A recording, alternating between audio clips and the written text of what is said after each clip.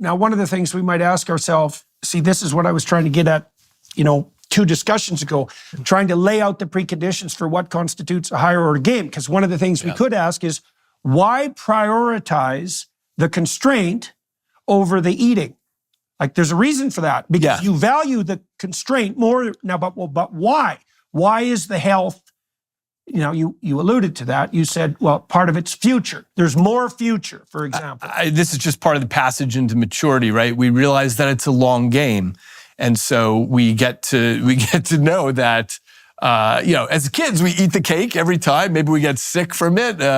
And what we realize is that the things that we want for our lives are a different category of things. Yeah. And so these are part of the networks that are okay. So you brought in maturity. Okay. So that's an extremely interesting move. And it seems to me to be precise and accurate, because we could think of cortical development as maturation. Yeah. We could think of socialization as maturation. Okay, so here's some principles for socialization. Those are the same in a sense. I take turns, right? So that means that I regulate my lower order immediate motivations communally. Right. Right? But then there's another axis, which is I regulate them in relationship to the future. And the more mature you are, this is a definition again, you can tell me what you think about it. The more mature you are, the better you get at regulating the immediate in relationship to the future, but also the local in relationship to the communal. So if I'm really mature, I'm going to sacrifice the present for the future and the communal.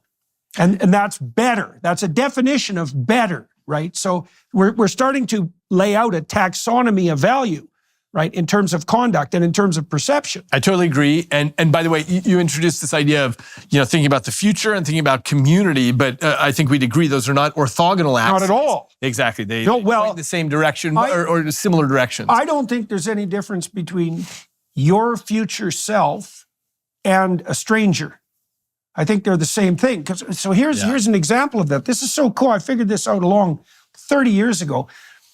Psychopaths have no compassion, but they don't learn from experience either. And so that means that not only does the psychopath have no compassion for you, he has absolutely no compassion for himself tomorrow. And then you think, oh, well, those are the same thing, right? There's no difference between those two things. Because both, why? Well, you're not feeling what your future self is feeling now any more than you're feeling what someone else is feeling now. Like a normal person a mature person, you might say, can think of their future self and they can think of the experience of that self and it matters. Just like they can think of the experience of someone else and it matters. The psychopath either can't or won't do that, right? But it's the same mechanism. You said, well, there isn't a conflict between future orientation and communal orientation. I don't think there is. I think they're the same thing.